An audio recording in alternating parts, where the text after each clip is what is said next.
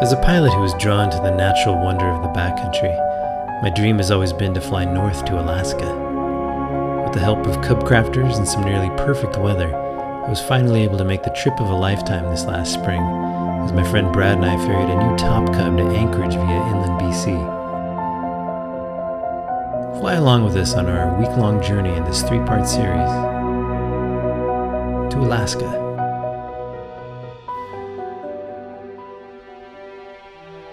Our story starts in Yakima, Washington at the CubCrafters factory, where the Top Cub was being prepped for the flight. I had some free time the day before departure, so I took the opportunity to tour the factory floor that had just finished November 645 Mike.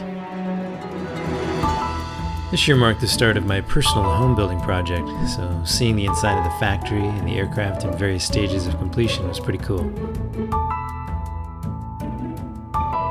The Top Cub, like we were flying, goes through 11 stations of the factory, starting at welding and machining, through riveting and wing construction, then into prep for its fabric covering. Once it's covered, it gets paint, avionics, and interior installed, the engine in the proper hung, and finally the wings. After a final inspection, it makes its first test flight, and then we get our hands on it.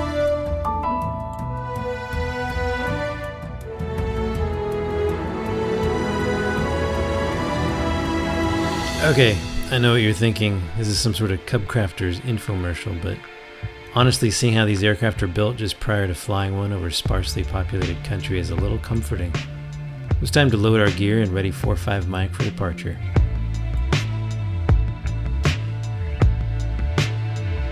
If you put the bottom into the forward hole, you get the reclined position. If you put it into the back hole, you get the more sit upright position. Right.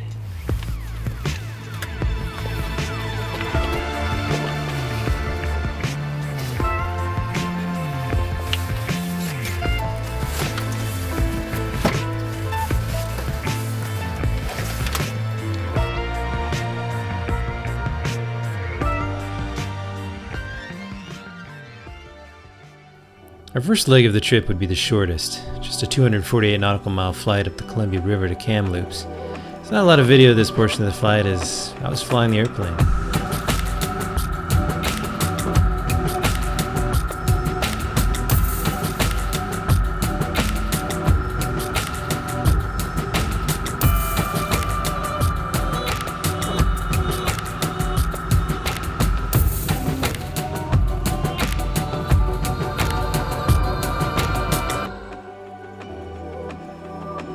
After clearing customs into Canada, we called it a day and spent the night in Kamloops.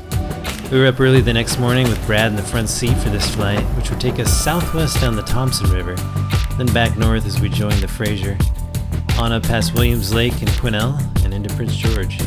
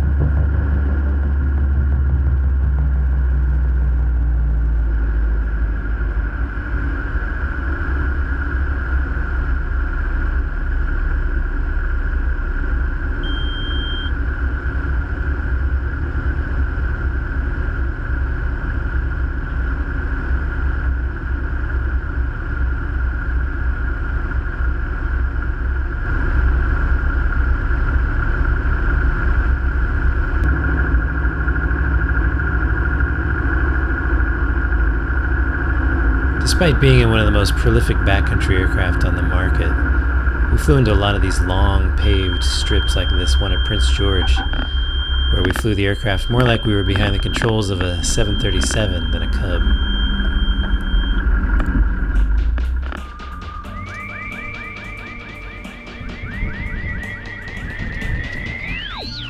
Forecast wasn't really cooperating for pressing on, so we called it a day and settled in at Prince George. We'd be back at it early in the morning. Coming up next on To Alaska, Brad squeegees ice. We find some big rocks. My collar stands up on its own. Some water condenses in the sky. I'm bowled over by a helicopter full of Japanese oil workers. And we follow a river.